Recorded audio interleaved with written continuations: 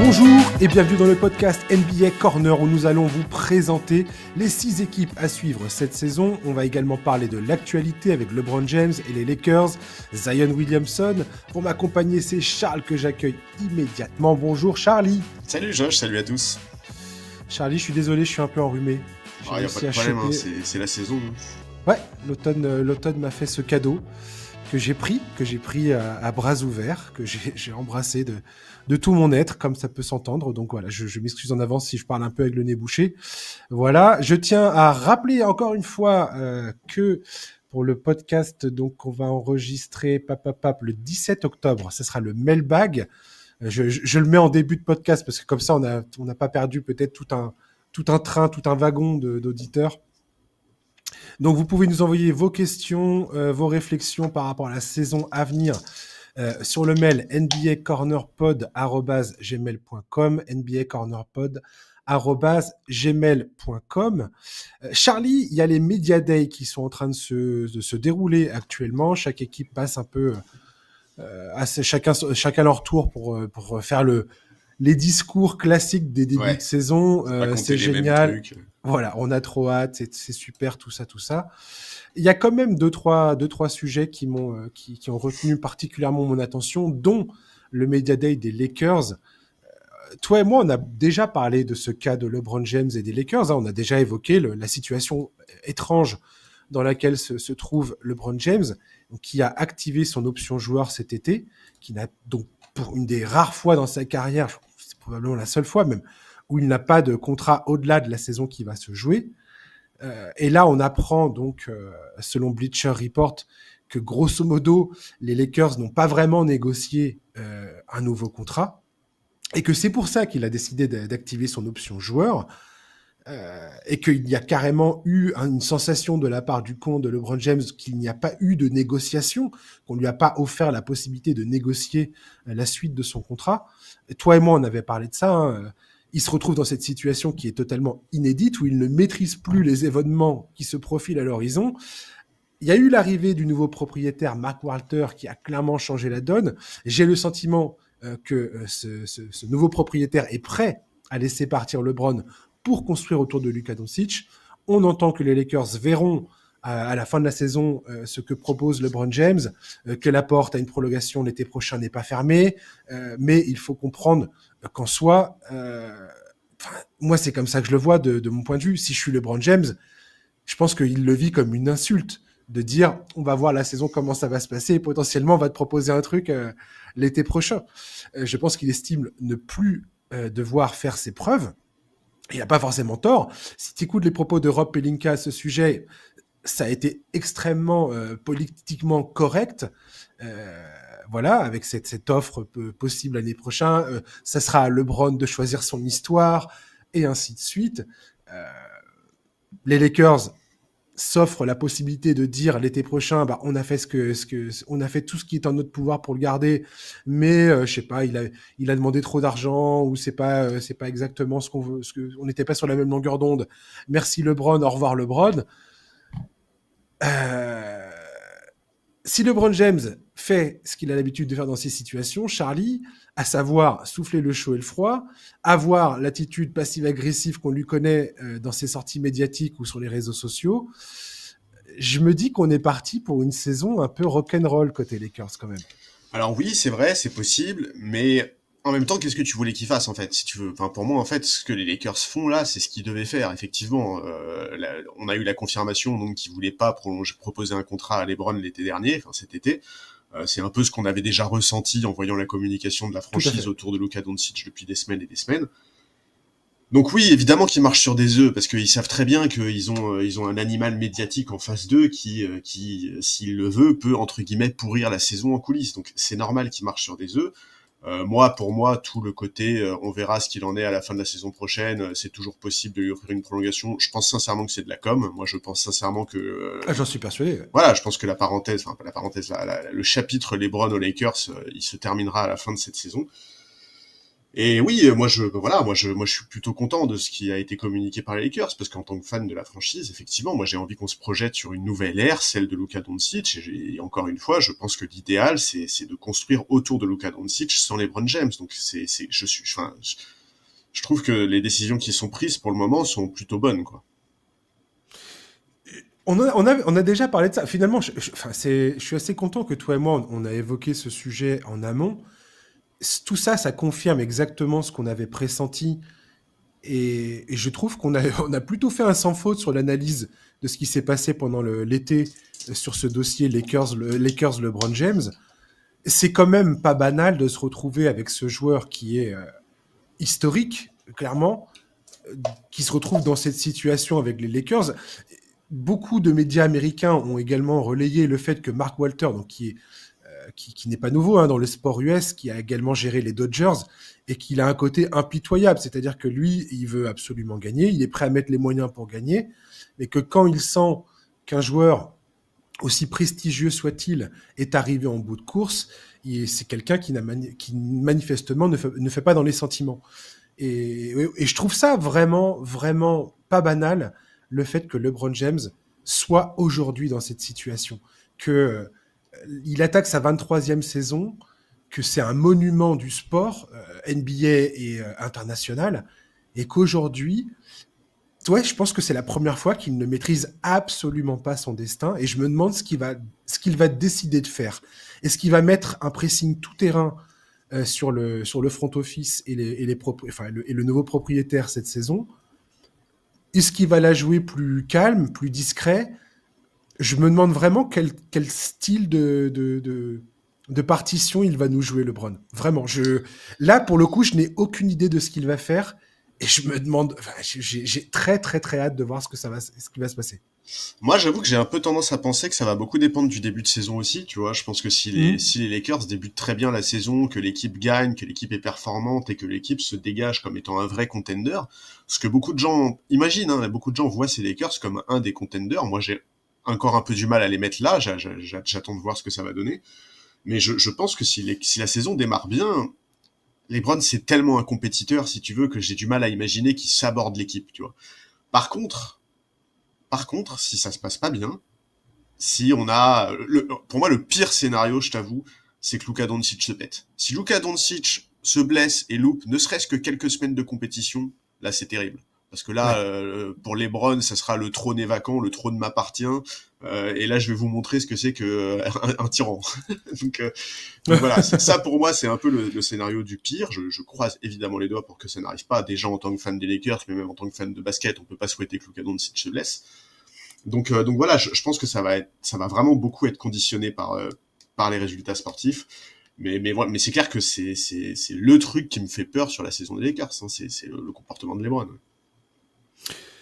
Ouais, je trouve ça épatant, et comme je l'avais déjà dit auparavant, le fait qu'il se retrouve dans cette position je pense pas qu'il avait anticipé le fait de se retrouver dans cette situation à ce moment-là de sa carrière. Bah non, avec son ego impossible. Ouais. Et tant que c'était Jenny Buss, je reparcourais un peu quelques articles sur la vente des Lakers, et manifestement, LeBron James n'a pas été tenu spécifiquement au courant de ce qui se passait, des tractations qui se déroulaient. Pas en tout cas à l'échelle où ça s'est passé, au moment où ça tout s'est concrétisé. Alors, je pense qu'il avait un sens malgré tout de ce qui se passait, mais... oui, mais il n'était pas tenu au courant comme il aurait pu l'être il y a 10 ans, quoi. Exactement. Et je pense que Jenny Buss, le fait qu'elle donne comme ça, qu'elle vende l'équipe, et qu'elle n'aurait jamais fait ça, je pense, à LeBron James, et ce changement de propriétaire a tout changé pour lui. Ouais, après, est-ce que LeBron n'a pas toujours raté ses sorties, finalement, en fait, dans les franchises dans lesquelles il a évolué depuis le début de sa carrière? Tu vois, moi, c'est quand même un truc, que ce soit la première fois qu'il a quitté Cleveland, la fin de l'aventure avec Miami, ou sa dernière saison là à Cleveland, où il a passé l'année à nous faire du storytelling sur... T'as tout à fait raison. Sur, tu vois, je porte le poids du monde sur mes épaules, je suis seul, personne ne m'aide, je souffre, je suis épuisé. Enfin, tu vois, pour moi, ce mec-là a toujours raté ses sorties. Et je serais pas très étonné que ça soit aussi le cas aux Lakers, sauf que comme tu l'as très bien dit, cette fois-ci, il a plus le pouvoir. Et cette fois-ci, en fait, je pense que ça ne dérangerait pas la franchise qui loupe sa sortie dès lors qu'il sort effectivement. Pour moi, clairement, les Lakers préparent l'après LeBron. Clairement, ils s'apprêtent à dire non et au fait qu'ils reviennent pas. Je pense très clairement.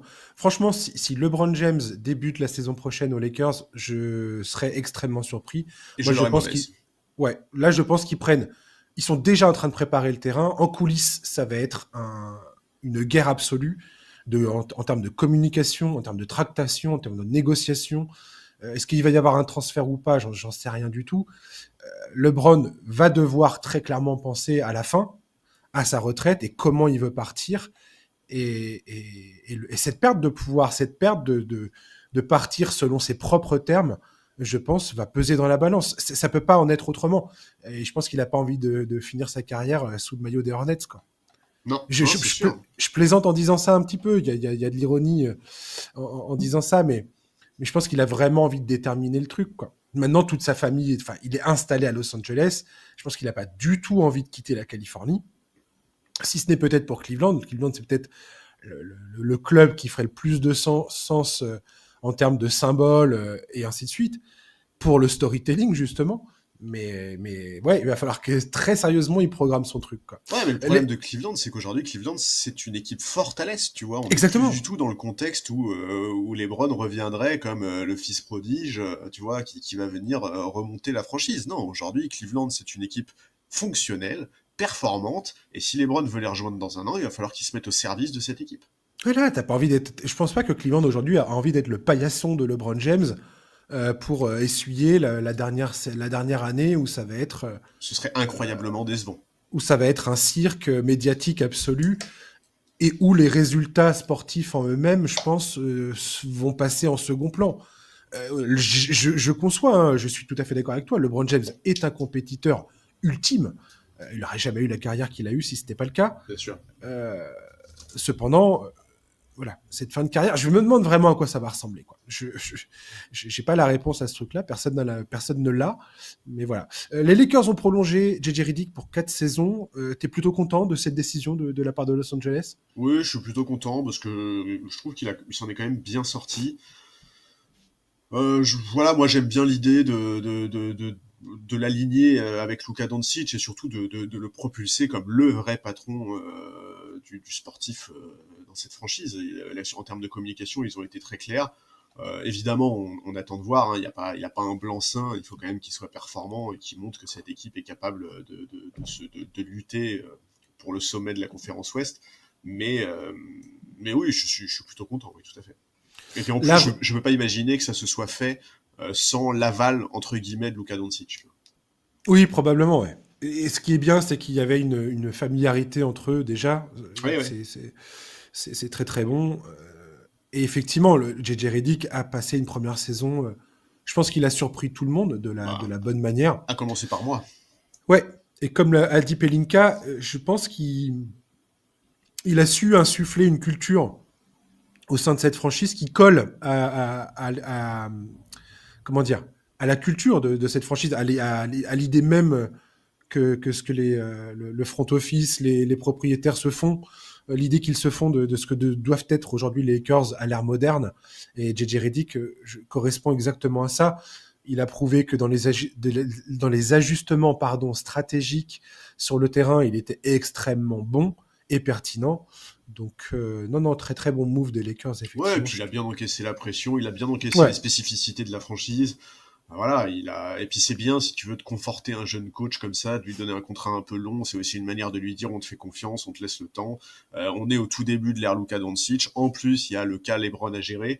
Donc, tu vois, je pense que même si, par exemple, cette saison, si les Lakers, par exemple, se font sortir au premier tour des playoffs l'été prochain, je pense que ça sera pas un gros problème, tu vois. Enfin, je serais très étonné, en tout cas, que ça lui coûte sa place, parce que on en est vraiment au tout début du projet, et en plus, on est dans un projet qui, pour le moment, doit gérer le cas LeBron. Ouais, complètement. Ouais. Les rumeurs qui annoncent un transfert possible, parce qu'on en a parlé d'Austin Reeves la semaine dernière. Là, il y a une rumeur insistante qui arrive, comme quoi les Lakers aimeraient bien essayer de récupérer Walker Kessler du Jazz en échange d'Austin Reeves. C'est une perspective qui te plaît ou pas? Dans l'idée, oui, le profil de Walker Kessler, je le trouve extrêmement compatible avec Luka Doncic, donc ça m'étonne pas. En plus, on sait très bien que Reeves, il y a quand même la possibilité de le perdre parce qu'il veut un montant de contrat que les Lakers sont pas forcément prêts à lui donner.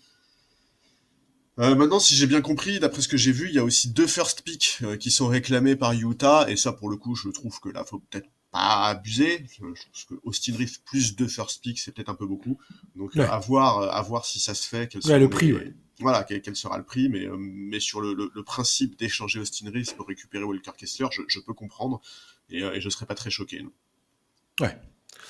Le Media Day mardi a été marqué par l'apparition de Zion Williamson, visiblement amaigri. Je t'avouerai que je suis très très fatigué de parler du physique de Zion Williamson, mais voilà, cette espèce de running gag Ozempic Zion qui est apparu partout sur les réseaux sociaux. Moi personnellement, c'est mentalement où j'ai noté une différence dans l'attitude de Zion Williamson par rapport à ces dernières années. Après, ce sont toujours les mêmes propos qui sonnent un peu creux aujourd'hui, avec les poncifs habituels sur sa volonté de donner tort à ses détracteurs, son assurance que les choses vont changer, ce n'est plus le même. On aurait dit Sarkozy en 2007 bientôt. Voilà, moi j'ai plus aucune attente envers ce joueur, je te l'avoue, tu le sais très bien, on en a déjà parlé. Je serais ravi cependant de le voir passer une saison en forme sur le parquet pour voir enfin, après toutes ces années, ce que ça peut donner. Mais même là, j'ai du mal à croire en la Nouvelle-Orléans. Quand il y avait David Griffin à la tête du front office, il y avait quand même eu une sacrée construction en termes d'effectifs. Moi, je trouvais que l'effectif était solide autour de ce qu'il voulait faire avec Zion. Il y avait un capital de pique hérité du transfert d'Anthony Davis aux Lakers. Et là, donc, David Griffin a été remercié en avril dernier. C'est Joe Dumars qui s'est pointé. Il n'a pas attendu longtemps pour prendre des décisions controversées, pour pas dire pire, comme cet échange de pics là non protégé qu'ils ont filé à Atlanta le jour de la draft, oui. pour monter et prendre le joueur de leur choix. Alors le mec a plutôt intérêt de confirmer les croyances mises en lui. La pression. Ouais. Dejounte Murray ne va pas débuter la saison, il se remet encore de sa blessure. Willie Green, de plus en plus, tout le monde dit qu'il va sûrement se faire éjecter à un moment ou à un autre parce que c'est pas le coach du nouveau front office. Voilà. Je voulais juste parler de ça parce que je sais pas où t'en es toi sur cette histoire de Zion Williamson. Ce qui me fait rire, c'est que il y a cette espèce de ritournelle incessante tous les ans où il y a plein de gens que je vois, que je connais, qui me parlent de Zion. Il arrive toujours à susciter cette excitation et ça me fascine. Aujourd'hui, ça me fascine. Et je le répète, j'ai envie de le voir réussir, ce garçon. Mais là, je sais pas, j'y crois plus. Est-ce que tu as entendu la sortie de Jeff Teague à propos de cette conférence de presse? Non. C'est pépite. C'est pépite. Serre-moi la pépite. Alors attends, je vais te retrouver ça. J'ai raté ça. C'est probablement la conférence de presse la plus stupide que j'ai entendue de ma vie et tout ça, c'est à cause de lui. Il a choisi de trop manger, d'être hors de forme et maintenant tout à coup, probablement parce que c'est une contracture ou qu'il espère une extension, il est en forme et il dit qu'il croit en lui, mais imbécile. Ils t'ont déjà donné un contrat max, ils ont toujours cru en toi, ils ont dû mettre plein d'options parce que toi, tu ne croyais pas en toi-même. C'est stupide, cette conférence de presse est incroyablement stupide. Maintenant, tu décides de te concentrer et de faire ce que font les pros, prendre soin d'eux-mêmes.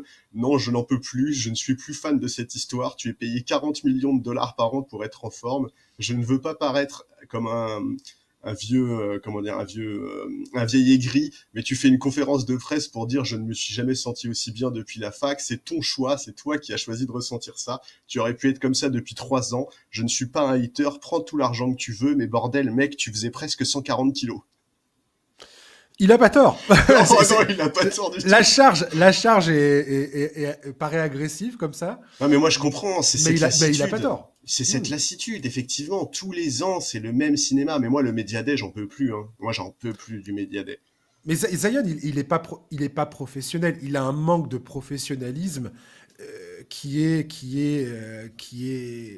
atterrant, quoi. Enfin, c'est irréel comme truc. Et effectivement, il a raison de souligner le fait que dans son contrat, il a des options qui font que s'il y a un moment ou un autre, il commence pas à gérer sérieusement son histoire de je gère mon poids et je suis sur le terrain et je joue au basket, il va pas pouvoir toucher la totalité de son contrat. Ouais. Ou du moins, il va avoir une sacrée baisse de contrat. Donc, Non, mais en plus, moi, je comprends un peu la position de Jeff Teague, parce que si c'est frustrant pour nous, imagine à quel point ça doit l'être pour un joueur comme Jeff Teague, tu vois, qui a jamais eu toutes les attentes qu'il y avait autour de Zion, qui a probablement jamais eu le talent de Zion, et ça doit être tellement frustrant de voir des mecs aussi talentueux, tout gâcher comme ça, et malgré ça, recevoir des contrats absolument faramineux. Alors, enfin, je sais pas, moi, j'avoue que moi, je suis un peu de cette école de, tu sais, on oppose souvent les talentueux et les travailleurs, et c'est vrai que je trouve que les travailleurs, quelque part, ont tellement plus de mérite que les talentueux, et ça me frustre tellement de voir un mec qui a tellement de l'or entre les mains, comme Zion, et qui n'en fait rien, et qui même, en fait, se saborde comme il l'a fait pendant des années. Donc oui, je comprends la sortie de Jeff Teague, et même si j'aurais probablement pas utilisé les mêmes termes, moi le Media Day, j'en ai ma claque, c'est vraiment l'exercice de communication le plus rincé de l'histoire de la NBA, c'est nul, c'est toujours les mêmes déclarations. Ça sert strictement à rien. Ça sert à rien, ça ne sert à rien. Et ça me déplaît pas qu'un mec comme Teague vienne mettre un peu un coup de pied là-dedans, parce que franchement c'est ridicule, quoi. C'est le même parfait d'Omar Sy, quoi. Et pourquoi faire, quoi? Oui, c'est ça, exactement. Pourquoi on fait ça? Pourquoi faire? Ça sert à rien du tout, quoi. Mais je dis et je le répète, Zion Williamson et Ja Morant, franchement, il faudrait qu'un jour, toi et moi, on se constitue une équipe type, je sais pas si on fait un 5 majeur ou une vraie équipe NBA de tous ces talents gâchés de la NBA, les pires gâchis de la NBA, quoi. Ok, mais ceux qui se sont gâchés eux-mêmes, pas ceux qui ont été gâchés par des blessures, quoi. Ouais, okay. Voilà, bien sûr. Pas, là, on parle pas d'Eric Rose, par exemple. Ouais. C'est le premier qui me vient à l'esprit, mais... Brandon Roy. Mais... Ouais, voilà, ouais. Bah non, Brandon Roy, putain, magnifique, Brandon Roy. Ah bah, c'est un de mes chouchous all-time. Hein. C'est cette performance face à Dallas, là, je sais plus en quelle année c'était, mais... C'était en 2007 ou un truc comme ça, 2008, je sais plus. C'était magnifique. Mais non, les mecs qui se sont auto-sabordés parce qu'ils ont la flemme, quoi, je sais pas. Mais c'est clair que Zion et Ja seraient starters dans cette équipe, hein, sans aucun doute. Ah ouais. Et d'ailleurs, je sais pas, on va pas parler de Michael Porter Jr. parce que je vais peut-être en parler un peu tout à l'heure quand on va parler de, parce que j'ai dans mes équipes à suivre, j'ai Denver bien évidemment. Ça alors. Je pense que les auditeurs seront pas surpris. Mais Michael Porter Jr. il a dit un truc très intéressant pendant le Media Day pour le coup. Alors lui, depuis qu'il a quitté Denver, il me fait trop rire parce il enchaîne les podcasts. Donc je crois qu'il a son podcast et il participe à d'autres trucs et il arrête pas de lâcher des trucs complètement fous. Le mec, il n'arrête absolument jamais de balancer des... Enfin, ses sorties médiatiques, elles sont impayables. On dirait que c'est un sketch, le gars. Et il a expliqué récemment un truc que j'ai trouvé assez étonnant. Enfin, j'ai trouvé ça assez touchant comme témoignage. Il a parlé de ses blessures, de ses 3 opérations au dos. Et il a parlé notamment de Ben Simmons en expliquant, parce que tu sais, Ben Simmons, on dit toujours, je parlais de talent gâché, on parle de Zion Williamson ou de Ja Morant qui se sabordent eux-mêmes. Et Ben Simmons, aujourd'hui, il a un peu cette image-là, tu sais, du mec, grosso modo, le basket, c'est secondaire dans sa vie, quoi. Et Michael Porter Jr. de dire, pendant un de ces podcasts-là, que la blessure qu'a eu Ben Simmons au dos et la gravité de ce qu'il a eu, que c'était important de ne pas sous-estimer la difficulté que c'est de revenir d'une telle blessure et de ce que ça demande en termes d'investissement personnel de se mettre en condition pour jouer une saison NBA. Et je trouvais ça intéressant dans le sens où faut jamais oublier et de souligner que faire une saison NBA, faut être à un niveau de fraîcheur physique et mentale absolument ahurissant, quoi. Ouais, tout à fait. Et alors, c'est d'une exigence, je pense que c'est une exigence physique et mentale qu'on a du mal à imaginer dans sa réalité. Ouais, non, mais tout à fait. Et j'avoue que moi, Ben Simmons, je l'aurais pas mis, moi, dans cette catégorie des joueurs qui se sabordent par fainéantise ou par manque d'intérêt. Non, mais il a cette image-là, c'est ça que je veux dire. Ouais, non, mais tout à fait, oui. Non, mais je suis d'accord. Mais tu vois, je trouve qu'il a quand même fait plus d'efforts, ne serait-ce que pour faire évoluer son jeu, pour réussir à faire évoluer son jeu dans une direction où, même avec ses problèmes, même avec ses défauts, il serait toujours utile à ses équipes. Et c'est un truc que j'ai quasiment jamais vu Zion faire, par exemple. Ouais. Et Ben Simmons, à un moment, qu'on le veuille ou non, parce que maintenant ça nous paraît lointain, Mais à Philadelphie, il y a un moment, même quand Joel Embiid était blessé, tout ça, il y a un moment où Ben Simmons, c'était le go-to guy à Philadelphie. C'est lui qui pilotait l'équipe. Et ça fonctionnait. Il avait des résultats. Il était extrêmement fort. Enfin, je veux dire, il a fait ça, quoi. Ça n'a pas duré très longtemps. Et puis, la chute a été vertigineuse. Mais ça a été ce joueur qui était capable vraiment sur lequel tu pouvais construire une équipe, quoi. Aussi fou que ça puisse paraître aujourd'hui. C'est clair. Et quand bien même il n'avait pas de tir, enfin bref. Il y a un truc dernier truc, après on va passer à nos équipes, qui m'a fait un peu sourire, c'est Devin Booker et Matisse Bia qui ont critiqué les 2 dernières saisons des Suns. Grosso modo, que ça avait été une erreur, que les joueurs n'étaient pas sur la même longueur d'onde, ce qui expliquait les résultats, que désormais ils étaient attachés à bâtir une identité collective basée sur l'abnégation, l'effort et le désir de ne pas se laisser intimider. Y a Dylan Brooks qui a été cité comme exemple en disant oui, voilà, on a récupéré ce joueur qui est le parfait exemple du joueur qui est là pour ses coéquipiers, qui va jamais laisser tomber le collectif et ainsi de suite, qui va défendre tout le monde. Et je me suis dit, mais c'est... je sais pas comment Kevin Durant et Bradley Beal vont écouter ça et prendre les propos qui sont tenus, mais ça m'a un peu surpris, je t'avoue, de les entendre.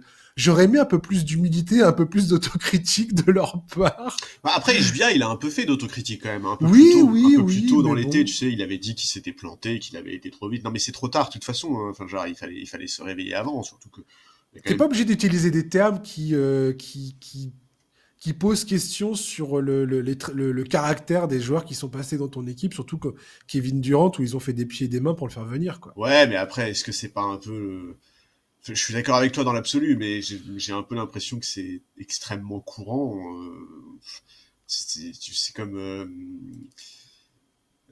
tu vois, Jordan Poole qui au Media Day te sort, ça fait 2 ans que j'ai pas eu un bon écran posé. Bon, tu vois, c'est bon les gars. Genre, on a bien compris que vous étiez contents dans vos nouvelles équipes. Tu vois, c'est pas la peine effectivement de cracher sur votre passé récent ou sur vos anciens coéquipiers. Mais oui, je comprends que ça puisse interloquer un peu, mais écoute.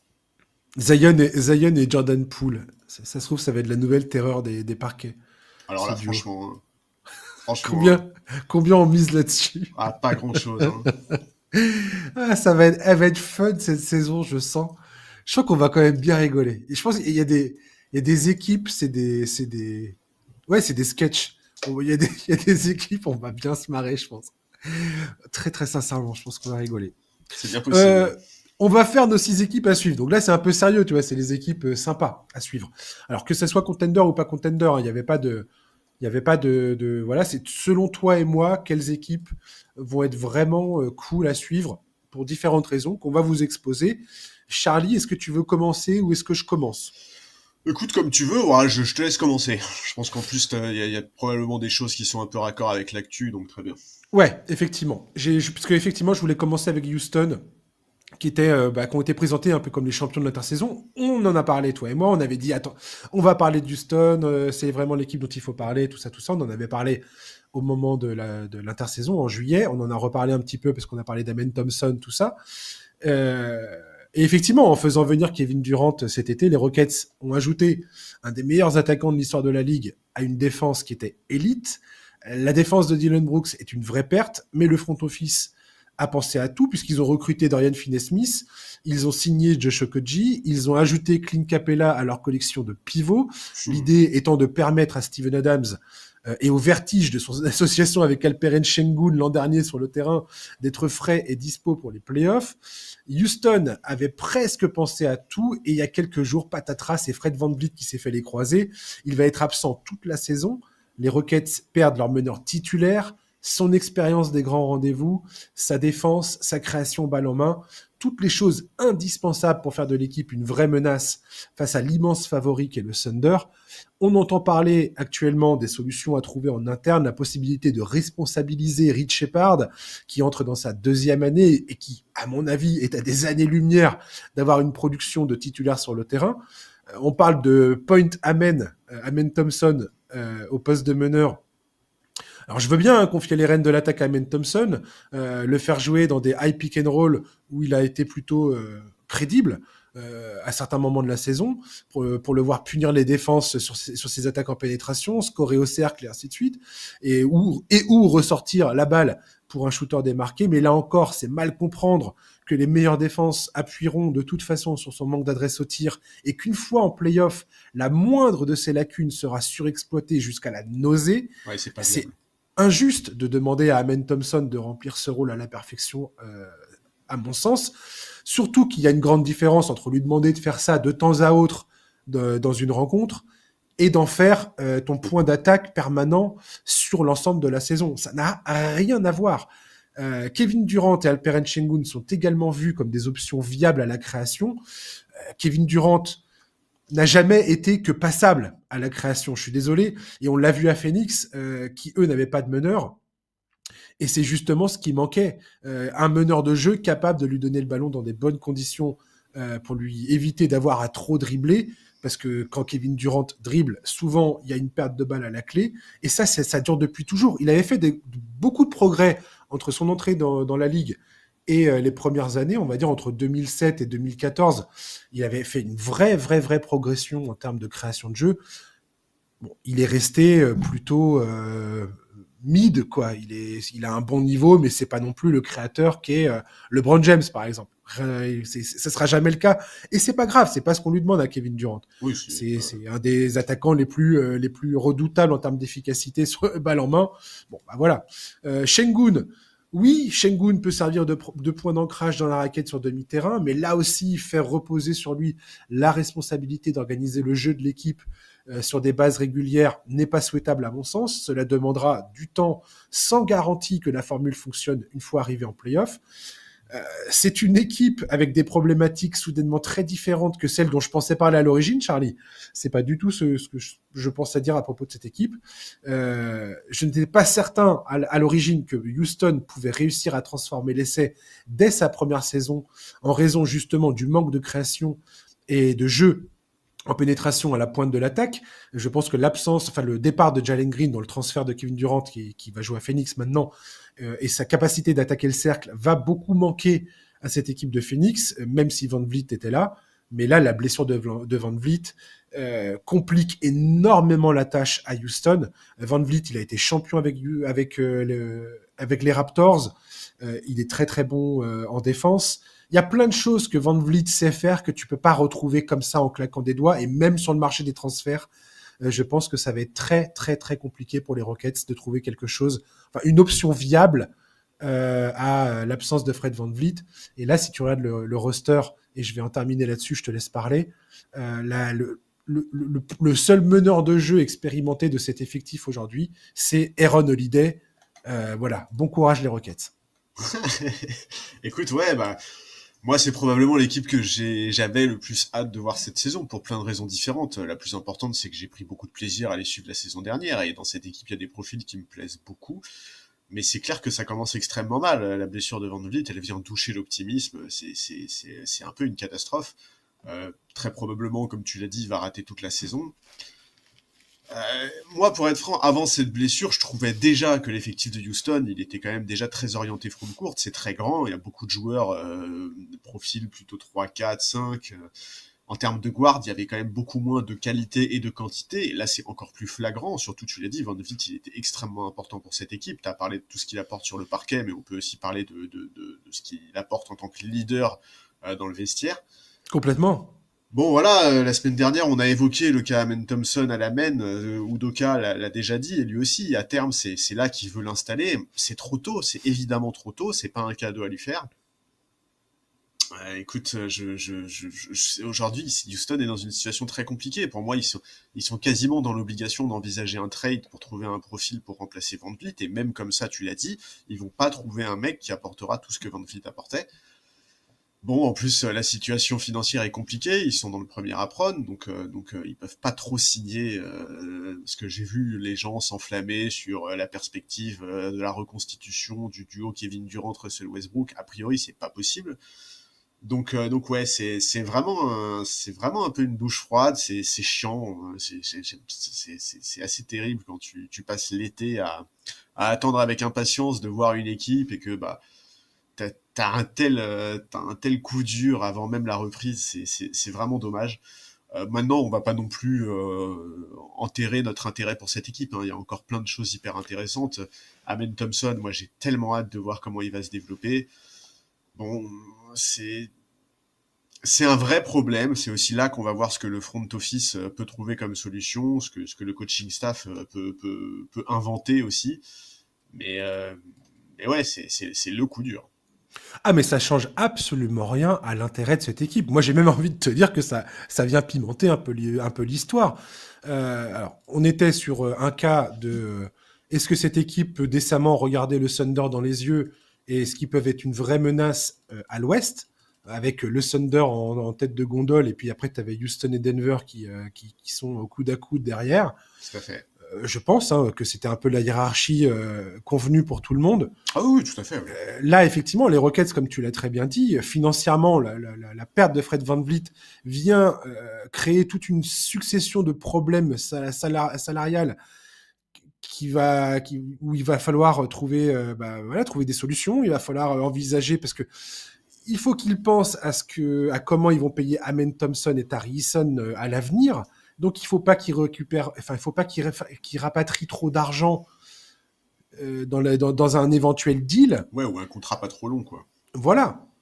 Bill Simmons, l'autre fois, a évoqué avec Zach Lowe dans son podcast la possibilité de faire un transfert pour Derrick White en mettant Reed Shepard dans l'équation, un autre salaire, potentiellement Jabari Smith, et des pics de draft, notamment les pics de Phoenix qui appartiennent aux Phoenix Suns, qui sont dans l'escarcelle des Rockets, qui sont des pics très très convoités à travers la ligue. Mais bon, ça c'est pareil. Derrick White, si tu regardes la durée de son contrat, c'est un contrat qui est assez cher et qui dure sur 3-4 saisons encore. Donc c'est quand même très compliqué. Enfin, tout du moins, tu t'engages sur des choses sur lesquelles t'étais pas du tout parti pour t'engager. Et en termes de construction à court, moyen et long terme, ça change tout.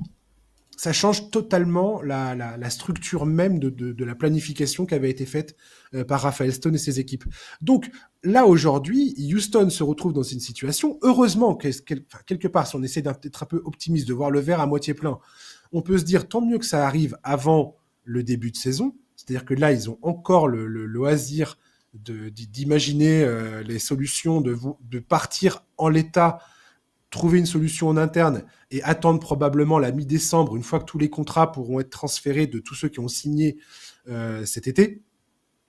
Une fois que tous les joueurs seront disponibles sur le marché des transferts, éventuellement faire un ajustement si nécessaire à ce moment-là. Ils auront une meilleure vue et ça ne sera pas encore trop tard dans la saison. Mieux vaut éviter de faire un transfert de dernière minute, on va dire, à la deadline en février. Là, pour le coup, ils auront vraiment très très peu de temps pour mettre la machine en route, quoi. Ouais, mais en fait, si tu veux, pour moi, le front office, là, il se retrouve un peu face à un dilemme, quoi. Parce que mais complètement. En fait, ils sont un peu dans une situation où faire monter un trade pour un mec comme Murray, pour un mec comme White, pardon, en fait, c'est presque handicapé ton avenir à moyen terme, tu vois, parce que mais complètement. Et donc en fait, est-ce que ça vaut le coup de faire un tel all-in cette saison? Est-ce que vraiment c'est la saison où ils peuvent aller chercher le Thunder ou pas?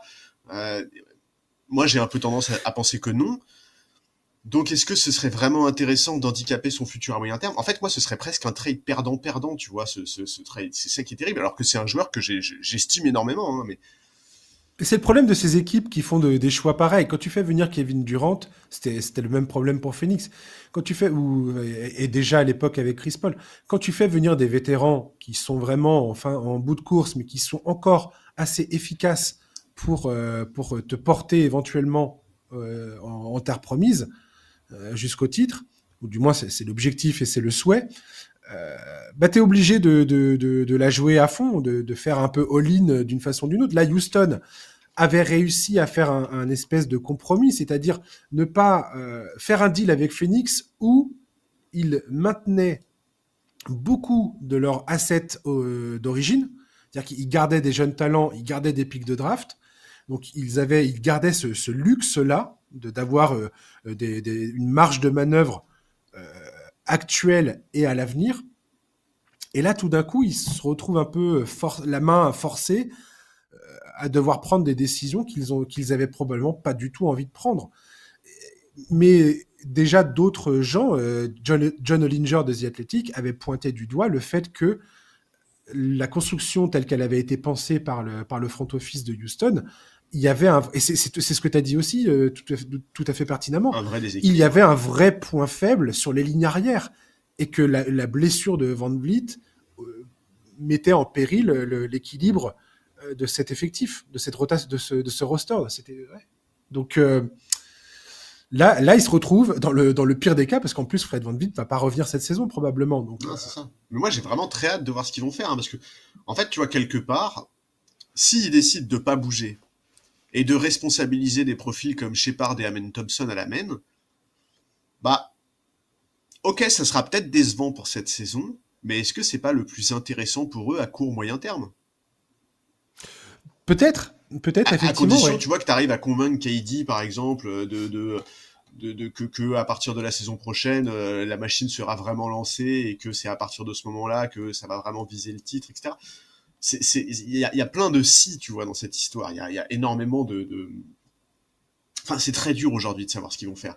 Mais j'avoue que moi, sans être fan de la franchise, mais en étant très intéressé par cette équipe, j'ai vraiment pas envie de les voir handicapés, s'entraver le futur à moyen terme pour aller mettre la main sur un joueur, certes, beaucoup plus performant que tout ce qu'ils ont aujourd'hui, mais qui va poser des problèmes quand il faudra prolonger les Amen Thompson, etc., quoi. On parlait de LeBron James et des Lakers tout à l'heure. La question se pose également pour les Rockets, Charlie. Parce qu'ils ont Kevin Durant qui est dans leur effectif et qui n'a pas de signé de prolongation encore. Ouais, tout à fait. Qui est dans une année de contracture. Et tout le monde pointe du doigt le fait que si les choses tournent au vinaigre et que la saison se déroule pas comme prévu, et là, la probabilité que ça arrive vient de bondir de pas mal de pourcentages, qui nous dit que Kevin Durant va pas taper du poing sur la table en disant « Attendez les gars, ma situation financière, là, il va falloir qu'on en parle ». Il y a un moment où, potentiellement, lui va aussi penser à son avenir et à l'argent qu'il va être capable d'encaisser. De leur côté, Houston, eux, vont commencer à se dire « Est-ce qu'on fait ce dont on est en train de parler ? Est-ce qu'on fait un transfert pour la jouer cette saison, parce que Kevin Durant, on ne sait pas bien ce qu'on va en faire.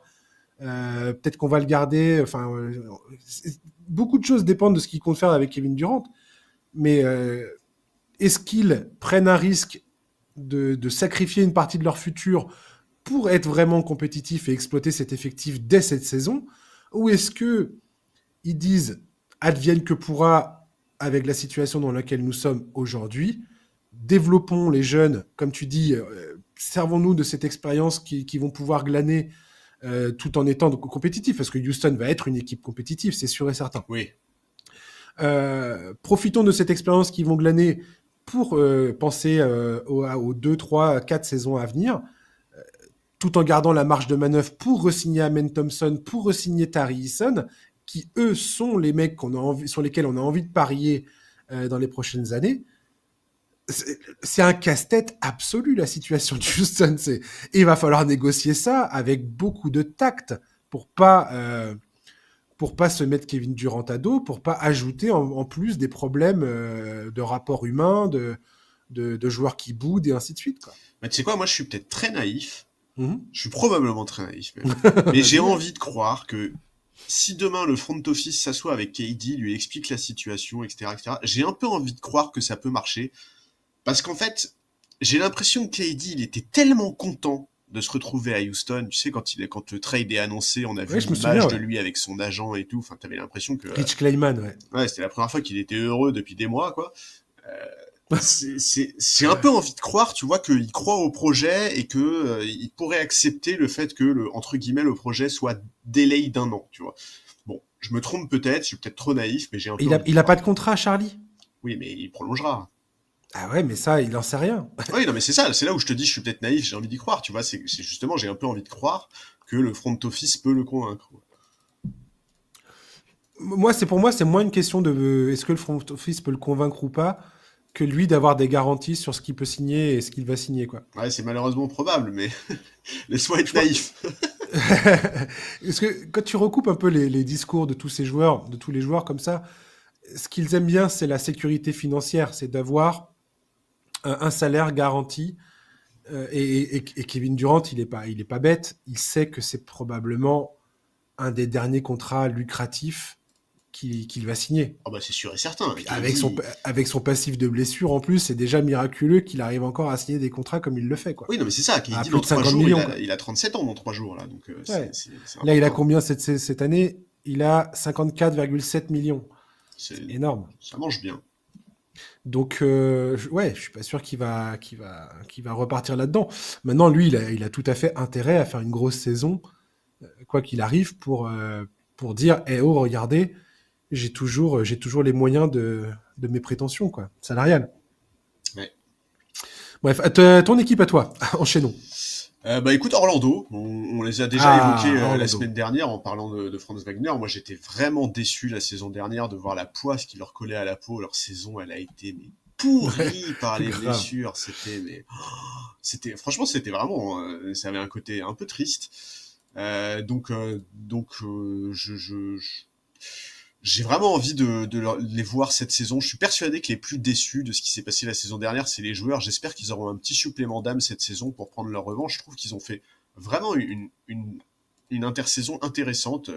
L'arrivée de Desmond Bane, c'est exactement le profil dont ils avaient besoin. Un arrière de 27 ans qui shoot à 41% à 3 points en carrière. Enfin, je trouve vraiment qu'ils font partie des équipes à l'Est qui se sont renforcées cet été. Il y a l'arrivée de Tyus Jones aussi qui veut leur faire du bien.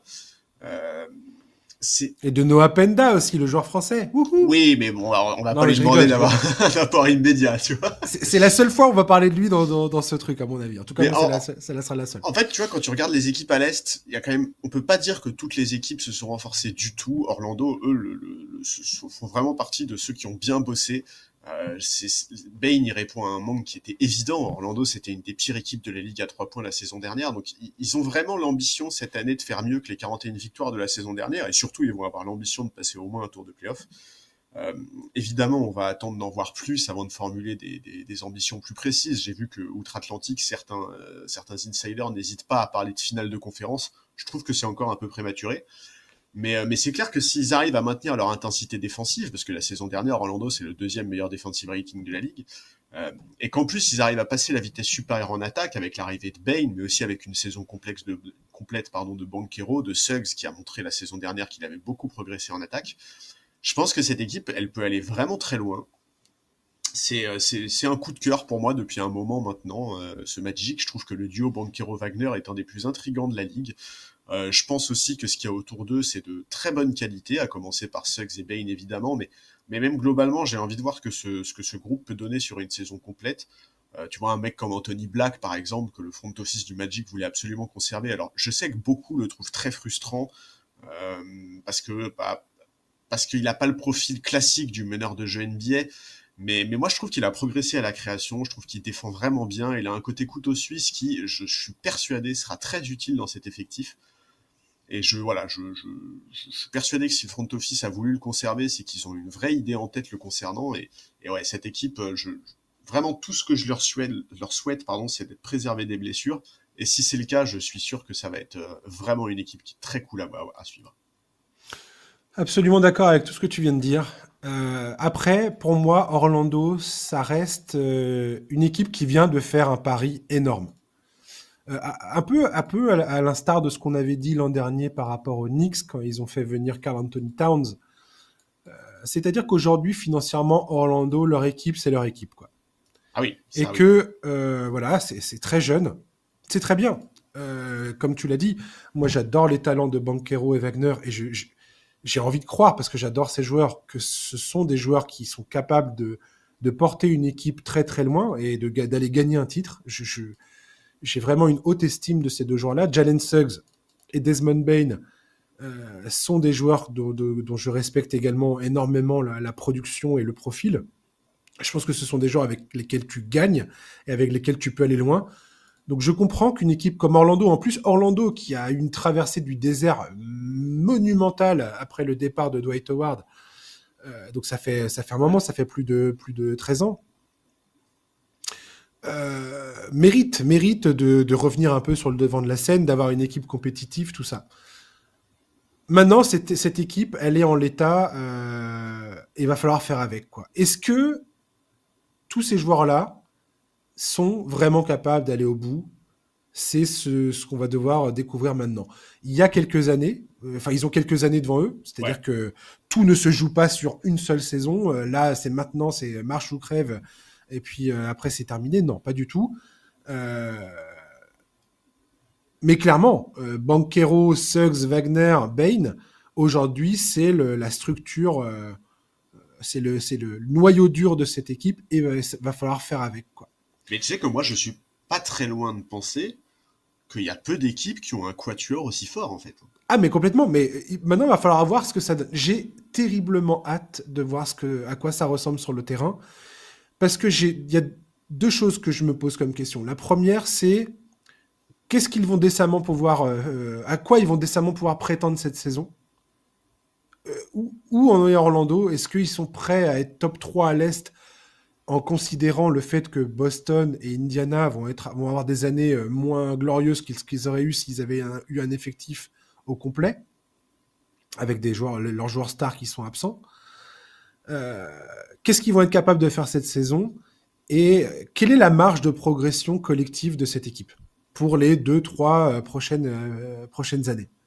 Sachant que moi, je fais partie de ceux qui pensent que tu as une fenêtre de tir sur 5 ans, pas plus. Tu as 5 ans, grosso modo, quand tu as une équipe comme le Magic, tu as 5 ans pour essayer de faire tes preuves. Et si ça prend pas, ça prendra. C'est pas facile. Enfin, c'est dur de croire que ça prendra un jour ou l'autre. Là, ils ont plus beaucoup d'options derrière pour faire vraiment évoluer l'effectif autour de ces quatre-là, quoi. Après, alors, s'il y a un truc, quand même, je trouve que le front office bosse vraiment bien. Tu vois, quand tu vois par exemple le contrat qu'ils ont filé à Jalen Suggs, putain, mais Jalen Suggs, 24 piges, il a un contrat dégressif, quoi. Mais je suis où là? Enfin, c'est fou. Et ils ont aligné quasiment tous les contrats. Wagner jusqu'en 2030, Bane c'est 2029, Suggs c'est 2030, Banchero je crois que c'est 2030 aussi, Isaac c'est 2029. Enfin, bref, tu l'as dit, il y a une vraie fenêtre de tir pour le titre. Et cette saison, pour moi, c'est aussi un peu la première où, à la fin de cette saison, on doit se dire, cette équipe, elle a effectivement dans cette fenêtre de 3-4 ans la possibilité de jouer le titre. Et si c'est pas le cas, alors effectivement le front office devra bosser de manière intelligente, parce que tu l'as dit, ils sont engagés avec un groupe qui est sous contrat pour un moment et où il y a peu de marge.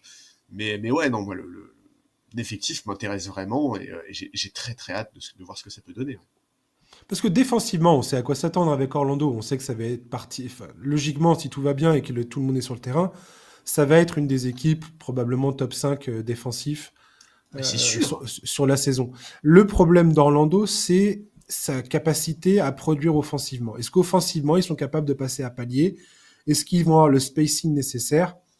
C'est pourquoi ils ont fait venir Desmond Bane, comme tu l'as très bien dit. En carrière, il a 41 à 3 points, 41% à 3 points. Voilà. Donc le but, c'est de se dire que cet ajout-là, plus les évolutions les progrès continus de Jalen Suggs, les progrès souhaités de Franz Wagner, puissent permettre justement à cette équipe de passer un cap offensivement. Maintenant, ils sont... Non seulement il va falloir être extrêmement compétitif en défense, mais il va falloir au moins titiller un top 15, voire top 10 offensif pour espérer vraiment faire du bruit à l'Est. Tout à fait. Et donc, j'ai hâte de voir si cet effectif est capable de concrétiser ça, offensivement parlant. Mais tu sais que quand tu dis top 5 défense, moi, je trouve que c'est beaucoup trop bas pour eux. On parle d'une équipe qui était deuxième meilleure défense la saison dernière avec un Jalen Suggs qui a fait la moitié de la saison. Je parle d'un minimum, garanti, quoi. Moi, je les attends facilement dans le top 3 défense. Hein. Moi aussi, mais après, à chaque début de saison, il y a toujours des équipes surprises qui tout d'un coup vont Orlando est un des très bons exemples quand ils ont commencé à se pointer à la première place de la défense NBA. C'est vrai. Où personne ne les voyait forcément à ce niveau d'efficacité. On était tous sur les fesses en les voyant là. Donc je sais pas, on verra comment la saison se déroule. J'ai hâte de voir comment ça va se dérouler. Mais effectivement, Orlando, je suis d'accord avec toi. Logiquement, c'est top 3. Enfin voilà, je voulais pas être trop prétentieux les concernant, mais effectivement, c'est plus ça. C'est leur identité à Orlando. Ouais. Comme le Thunder. C'est des équipes qui vivent sur leur défense et gagneront grâce à leur défense avant tout. Maintenant, voilà, tu vois, je sors le Thunder, c'est un très bon exemple. Est-ce qu'Orlando est capable d'avoir un joueur ou l'association Banchero-Wagner capable d'être aussi probant offensivement que Shai Gilgeous-Alexander tout seul, quoi. Shai Gilgeous-Alexander, le fait que ce gars-là soit absolument inarrêtable offensivement, c'est le joueur parfait pour OKC. C'est lui qui permet à cette défense d'être insoutenable. Alors non, je pense qu'ils auront certainement pas un joueur du calibre offensif de Shai Gilgeous. Par contre, je pense que tu vois, si le quatuor Bane, Banchero, Wagner, Suggs, si tous ces à leur manière, bien sûr. sûr. Tu vois, s'ils sont tous autour des 15 à 25 points, c'est la plaie, hein. Ah mais complètement. Non, mais je voulais pas, je disais pas qu'un joueur, par exemple Banchero, devienne c'est collectif, quoi. Voilà, c'est surtout quelle identité ils vont construire. Et je pense que c'est pour ça que c'est un très bon choix de citer Orlando comme une des équipes à suivre pour la saison. C'est que il y a une vraie identité offensive à construire du côté d'Orlando. Et la question, c'est de savoir est-ce qu'ils vont être capables de le faire. Et c'est une équipe qui va être extrêmement compliquée à jouer. On le sait tous. Si tout le monde est en bonne santé là-dedans, ça va être un enfer de jouer Orlando. On le sait. C'est clair. Ça va être fun, cette équipe. Et Desmond Bane, mais quelle recrue géniale. Ouais. Trop fort. Un dernier mot sur Orlando ou pas? Bon, écoute, non, juste vivement que ça démarre. Hein, j'ai beaucoup d'espoir sur cette équipe. Yes. Moi, je vais parler de Denver. Enfin, on va cocher la case Denver, comme ça sera fait. Un raisonnement simpliste voudrait que les Nuggets ont poussé le Thunder jusqu'au Game 7 en demi-finale de conférence en mai dernier, alors qu'ils jouaient avec 6 joueurs et demi, dont la moitié était blessée, et que comme maintenant ils ont une profondeur de banc digne de ce nom, avec pour la première fois de leur histoire un pivot crédible en backup de Nikola Jokic, c'est QFD, les Nuggets sont favoris pour le titre NBA. Alors attention, sachez que j'adhère absolument à cette pensée simpliste, mais mon expérience de la Ligue fait que je sais que ça se passe pas comme ça. C'est ce que je dirais aux fans des Nuggets, faut rester méfiant, parce qu'on ne sait jamais à quoi va ressembler une saison, on ne sait jamais quel va être le scénario, entre guillemets, et surtout comment tout ça va se mettre en place. Maintenant, sur le papier, très clairement, tu le sais, je le sais, on en a déjà parlé, les Nuggets, pour moi, ont réalisé un quasi sans faute. Envoyer Michael Porter Jr. aux Nets en échange de Cameron Johnson leur a permis d'alléger la masse salariale de manière significative dans le contexte de cette nouvelle convention collective.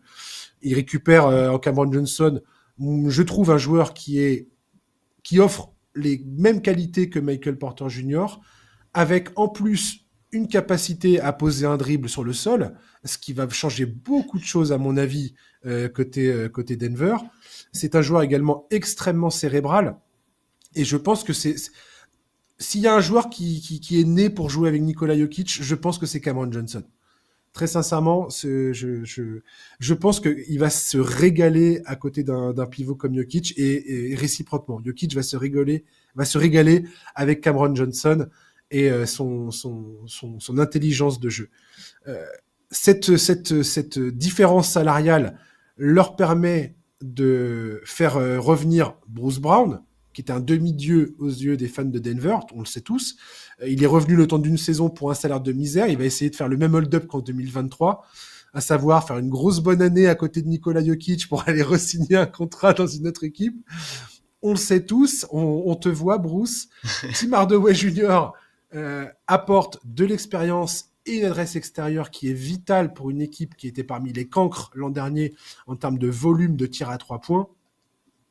Et bien sûr, Jonas Valanciunas qui a repoussé son départ en Grèce au Panathinaikos pour honorer son contrat en devenant le meilleur backup que Jokic n'ait jamais eu dans cet effectif. Sur le parquet, les Nuggets retrouvent également Jamal Murray. On espère que ce sera une saison exempte de blessures et qu'il va démarrer la saison en forme. Aaron Gordon, dans la progression à 3 points, pourrait faire des merveilles dans ce nouvel effectif. Christian Braun, qui était pour moi la meilleure progression l'année dernière, il a eu très très peu de votes pour le coup, mais je pense qu'il va continuer sa progression naturelle et j'espère qu'il va avoir travaillé sur son adresse extérieure parce que s'il avait été très bon en saison régulière, je crois qu'il était à 39% sur la saison régulière, en play-off, on a vu le Thunder le laisser ouvert, lui, Westbrook et d'autres, Watson notamment.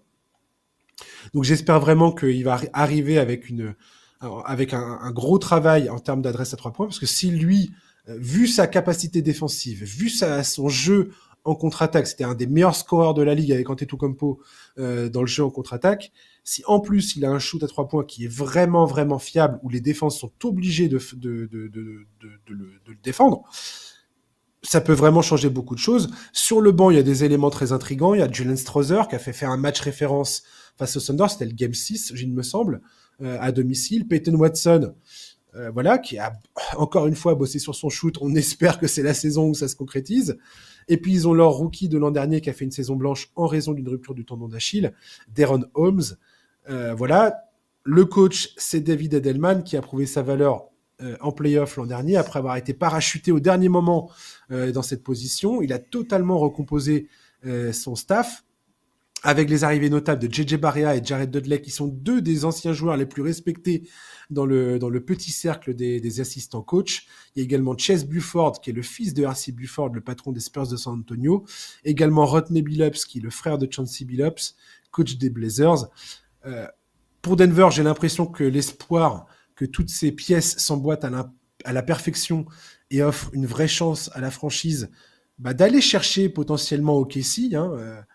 Je pense que c'est pas exclu, même si le Thunder, on en a parlé la semaine dernière en parlant de Jalen Williams, il y a une progression naturelle de toute cette jeunesse qui, à mon avis, va être redoutable. Et aller les chercher, ça va être extrêmement compliqué. Mais très sincèrement, Charlie, depuis 2023, je pense que Denver n'a jamais eu une équipe aussi capable d'aller au bout. C'est sûr que ces dernières saisons, ça nous est quand même souvent arrivé de regretter que le front office soit dans l'incapacité de prendre des décisions fortes pour mieux entourer Jokic. Cette saison, il n'y a rien à redire de ce point de vue-là. Ils ont monté une très belle équipe, à même d'être ambitieux. Ils n'ont pas hésité à trade Porter Jr., dont les limites étaient vraiment trop handicapantes pour une équipe qui vise le titre. Ils ont récupéré des joueurs, tu l'as dit, qui vont être très utiles autour de Jokic. Moi, j'ai regardé un peu là ce que disent les médias US, et pour beaucoup, en fait, c'est Denver qui a gagné l'off-season, qui a fait la meilleure intersaison. Et je peux l'entendre, même si évidemment ça demande confirmation sur le parquet. Ce qui était très important, c'est qu'ils ont répondu à la demande de Jokic, qui, une fois n'est pas coutume, après l'élimination par OKC, avait fait une phrase qui sous-entendait clairement qui sous-entendait pas, il a fait une phrase très claire sur le fait que seules les équipes avec une rotation large ont une chance d'aller au titre. Maintenant, il l'a, cette équipe avec une rotation large, c'est bien, c'est très très bien. Maintenant, on va attendre de voir ce que ça donne. Tu l'as dit, il faut aussi parler de David Adelman, parce que visiblement, il est soutenu par ses joueurs. Il a fait du très bon boulot quand il a été promu. Il a fait suer le Thunder en demi-finale de conférence Ouest. Alors, je pense que la donne a un peu changé maintenant. Il va avoir plus de pression, parce que mine de rien, la saison dernière, il récupère le poste à 3 matchs de la fin de la saison régulière. Donc, il n'y a pas le temps de douter, il n'y a pas le temps de révolutionner quoi que ce soit. Il y avait finalement assez peu d'attentes autour de l'équipe vu les circonstances. Ça l'a pas empêché de mettre des choses très intéressantes en place, mais cette fois-ci, il va vraiment être attendu. Donc voilà, il a entre les mains une équipe forte. Je regardais un peu les power rankings faits là depuis la blessure de Van Vliet. Aujourd'hui, il y a absolument plus aucun débat dans tous les power rankings. Denver est la deuxième meilleure équipe de la ligue. Donc on va voir. Moi, j'ai hyper hâte de voir ce que ça va donner. Tu sais que je suis presque aussi passionné par Nikola Jokic que toi, et je ne souhaite que son bien à ce mec. Tout ce que je veux, c'est le voir avec une équipe où il va pas être obligé de mettre tout l'état sur son dos et de s'épuiser sur le parquet. Tu l'as dit, depuis 2023, Denver n'a pas eu une équipe aussi intéressante, aussi complète. Et j'ai hyper hâte de voir ce que ça va donner. Alors évidemment, on est un peu tous en train de se projeter sur une finale de conférence Ouest entre eux et OKC. C'est encore très loin, il y a encore beaucoup de temps avant ça. Il faut croiser les doigts pour qu'il n'y ait pas de problème de blessure, etc., etc. Mais sur le papier, c'est clair que ce serait une affiche incroyable. Oui, complètement, ouais. Et je te dis, moi, je sais pas à quel point je suis déraisonnable à ce sujet, mais Cameron Johnson avec Nikola Jokic, je sais pas pourquoi, j'ai l'impression que c'est quelque chose qui va vraiment prendre et être encore plus beau que ce que j'imagine, comment j'entends les gens parler de cette association. J'ai l'impression que ça va être encore plus beau que ce que tout le monde essaye d'anticiper. Parce que faut jamais oublier que Cameron Johnson a fait les finales avec Phoenix en 2021, qu'il avait été extrêmement bon. Donc en plus, il a cette expérience des grands moments. Il a connu cette pression des finales NBA. Et ça, pour moi, c'est pareil. C'est un élément tellement important dans l'optique. Parce que ça me fonctionne bien en saison régulière, j'ai pas trop de doutes. Mais ce qu'il faut, c'est avoir des joueurs qui vont être capables de répondre présent en play-off et qui sachent à peu près à quoi s'attendre. Et c'est là où le deal de Cameron Johnson est pour moi absolument génialissime, quoi. Oui, je suis d'accord. Je suis d'accord. Sur le papier, c'est vrai. Maintenant, j'attends quand même confirmation. Il va avoir un rôle beaucoup plus important que ce qu'il avait à Brooklyn. Enfin, pas plus important dans le jeu, mais plus important. Enfin, il va viser autre chose, quoi. Là, il est propulsé dans une autre dimension. Alors, tu l'as dit. Il a l'air excité par la perspective. Bien sûr, bah, tu m'étonnes. Attends, tu m'étonnes. Pardon, mais sans passes de Brooklyn à Denver et je joue le titre. No offense, les fans des Nets, mais c'est clair que tu m'étonnes qu'il est excité. Donc voilà, sur le papier, je suis tout à fait d'accord avec toi. Il a le profil parfait. C'est hyper intéressant comme association. J'ai très hâte de voir ce que ça va donner. Maintenant, il faut convertir l'essai. Il faut effectivement qu'il se montre au niveau. Et voilà, on verra jusqu'où tout ça peut aller, quoi. Alors, en espérant aussi que Murray soit, tu vois, qu'il n'ait pas trop de soucis de blessure. Enfin, ouais, voilà, c'est toujours la même histoire. Murray, ça sera toujours la même Exactement. histoire. Exactement. Dernier point sur Denver. Après, si tu as un mot de la fin, tu le diras. Mais moi, j'en terminerai là-dessus. Est-ce que Nikola Jokic est capable de continuer à améliorer sa production sur un terrain de basket? Moi, je veux croire que cette saison, étant donné tout ce qu'on vient de dire, le fait qu'il y a un effectif beaucoup plus profond que ce qu'il ait jamais été, qu'il a un backup crédible en la personne de Valanciunas, et je pense que le coaching staff et Adelman seront tout à fait avisés de limiter les minutes le plus possible de Jokic en régulière, le plus qu'ils peuvent, de manière à ce que Jokic puisse ne pas s'épuiser comme il le fait chaque saison en essayant de porter cette équipe pour combler les blessures, tous les problèmes qui s'accumulent à chaque fois. Mais mine de rien, voilà, ça doit faire maintenant 4 ans, ouais, que chaque saison, Jokic débarque et repousse encore un peu plus loin les limites de ce qu'on pensait, de ce qu'on pensait capable de faire sur un terrain de basket. Et très sincèrement, l'an dernier, il a fait un triple-double, donc je vois même pas comment tu arrives à battre ça. Il a même pas eu le titre, il a même pas eu le MVP pour ça. Il pourrait nous faire un triple-double avec 30 points de moyenne.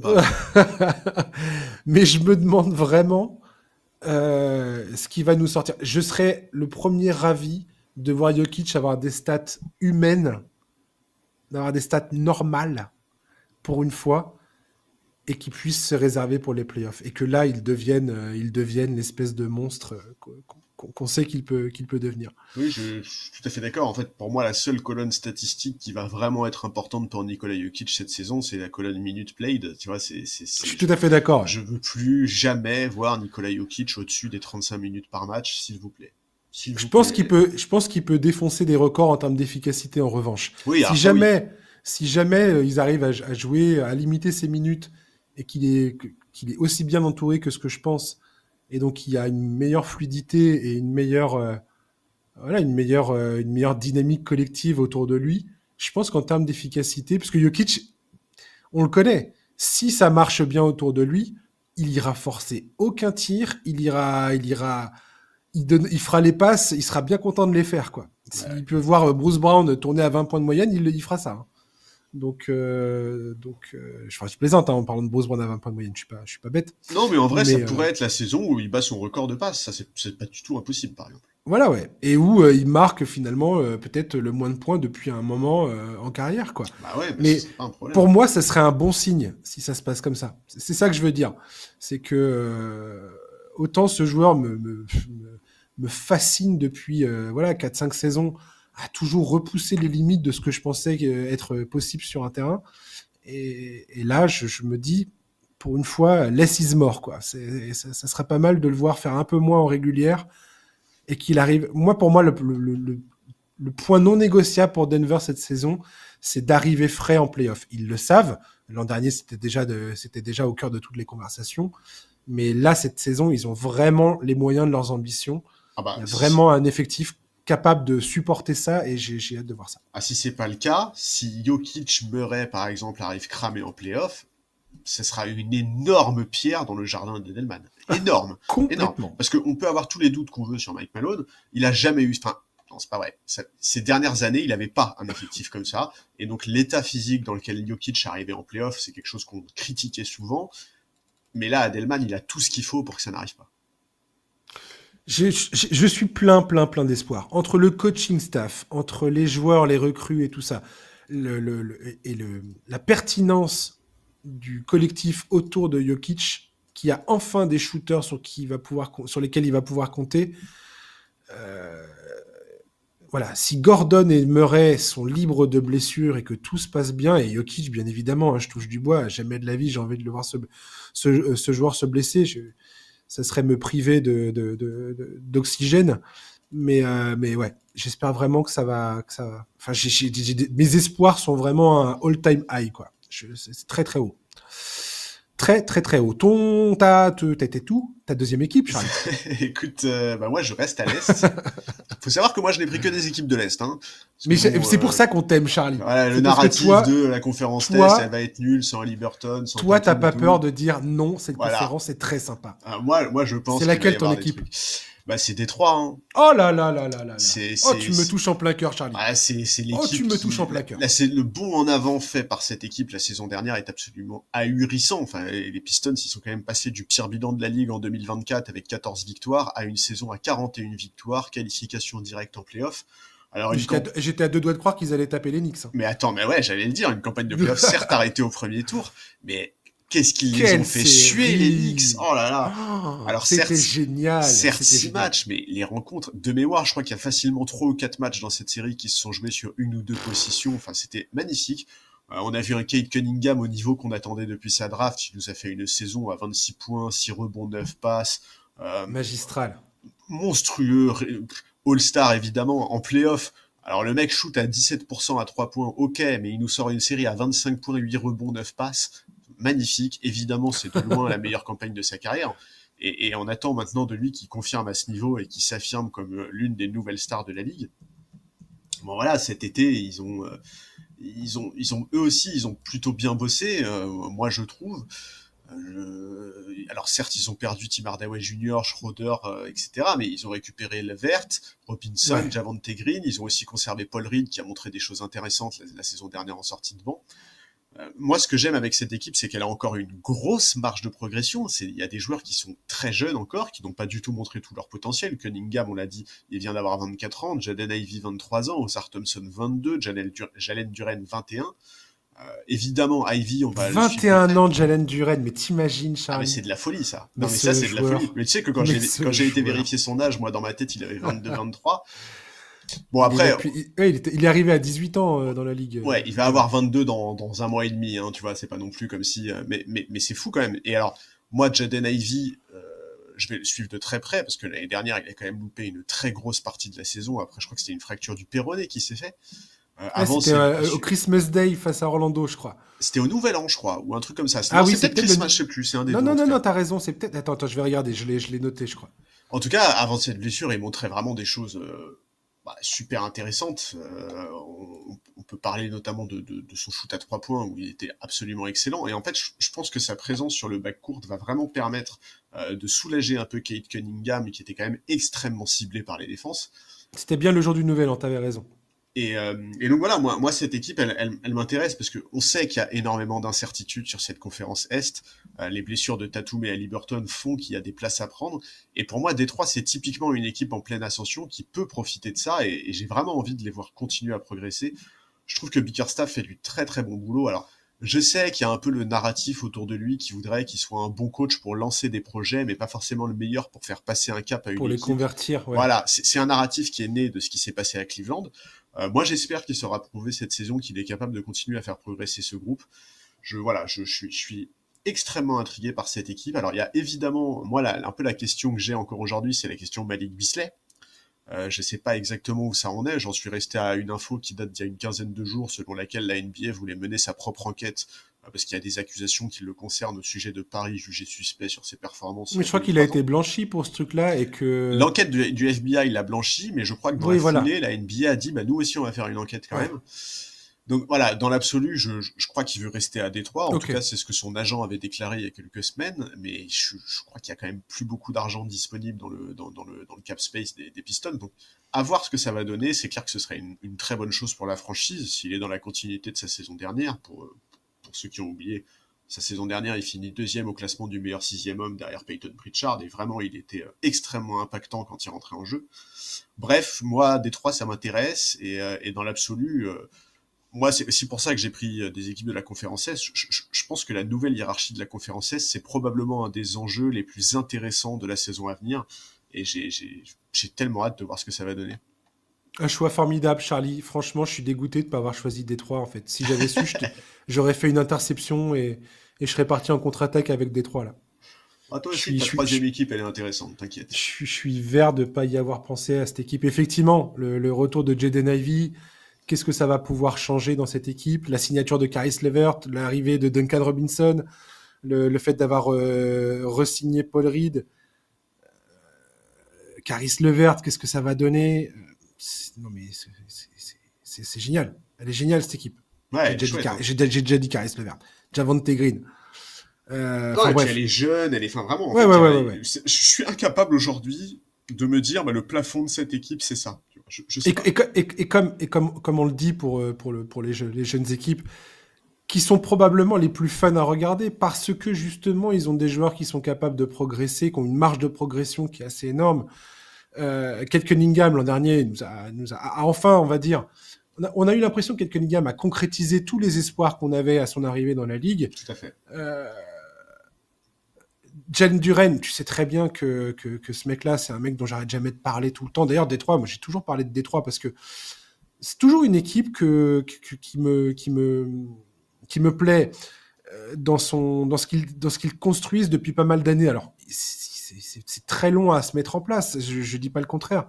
Mais là, avec Ozar Thompson, Ronald Holland, Jalen Duren, et tous ces gars-là, Kate Cunningham, et là, Jaden Ivey par-dessus le marché qui revient, franchement... ça peut, et Tobias Harris qui reste là, qui reste avec sa présence de vétéran là dans le vestiaire, qui avait été absolument magnifique l'an dernier et on ne peut plus important dans cette série de playoffs Sonics. Donc je sais pas quelle est l'ambition, quelle ambition peut avoir Détroit. Est-ce que c'est top 4 à l'Est? Est-ce que tu penses que c'est un objectif qui est réalisable ou c'est totalement trop ambitieux de dire ça? Non, je pense que c'est atteignable. En fait, aujourd'hui, pour moi, à l'Est, t'as 2 équipes qui sont en avance sur les autres, qui sont les Cavs et les Knicks. Et derrière, moi, je mets 3 équipes qui ambitionnent d'aller chercher le top 3-4, quoi. Et pour moi, c'est aussi, là. Pour moi, ces équipes, c'est Orlando, c'est Détroit, et c'est probablement ta dernière équipe. Ouais. Non, mais Détroit pour moi j'ai des grosses attentes envers Détroit.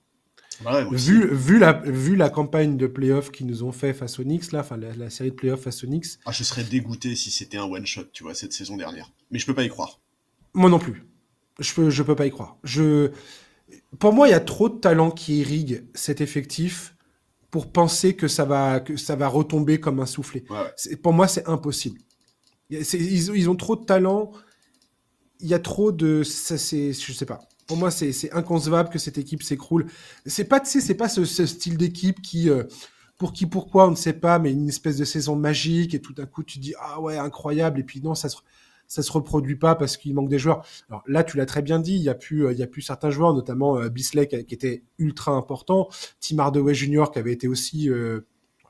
moins stratégique dans les résultats que Bisley, mais qui avait quand même apporté ce côté vétéran expérimenté en sortie de banc et joueur capable de planter 15-20 points sur un coup de chaud, ce qui se révèle parfois hyper intéressant. Jaden Ivey, quel genre de visage il va nous montrer? J'ai hâte de voir ça. Cunningham, pour moi, il n'y a aucun doute qu'il concrétise et qu'il continue. Pour moi, ce joueur a lancé définitivement sa carrière. Il n'y a aucune raison que ça se passe autrement.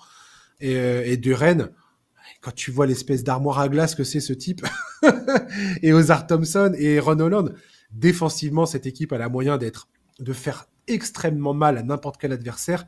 Et ça, rien que ça, pour moi, c'est le gage d'une saison régulière qui devrait être solide. Ouais, à partir du moment où défensivement, tu t'as pas besoin de faire trop d'efforts pour être vraiment impressionnant et efficace. Quand t'as le personnel qui est naturellement doué, on va dire, pour ça, je pense que ça va bien se passer. Ouais, et puis vraiment, tu vois, moi, je pense que le truc que j'attends vraiment beaucoup, moi, sur le retour de Jaden Ivey, c'est le fait qu'il puisse soulager Cade Cunningham. Parce que Cunningham, la saison dernière, c'est 4,4 ballons perdus par match. C'est quand même beaucoup. Il y a beaucoup de déchets. Ouais, mais c'est aussi parce que il était quand même très seul sur le backcourt. Tu vois, c'était vraiment un peu la cible facile.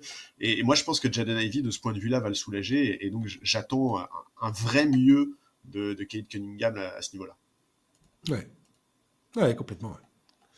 On verra ça. Je fais ma dernière équipe, Charlie. Bah, avec plaisir. C'est parti. Les Hawks d'Atlanta. Alors, de l'avis de tous, les Hawks ont réalisé une des meilleures intersaisons de toute l'NBA. Ils ont récupéré Kristaps Porzingis lors de la grande braderie organisée par les Celtics. Personnellement, moi, j'ai un peu de mal à comprendre pourquoi tout le monde s'enflamme sur la venue de Kristaps Porzingis, qui pour moi n'est pas un... Je vois pas ça comme un super recrutement personnellement. Je vois l'idée, je me dis si ça marche tant mieux. Enfin, pour moi, ils prennent aucun risque à le faire venir. Voilà ce que je dirais. Mais je pense pas que ça. J'arrive pas à voir Kristaps Porzingis comme un joueur capable de changer la donne côté Atlanta. Voilà ce que je dirais également.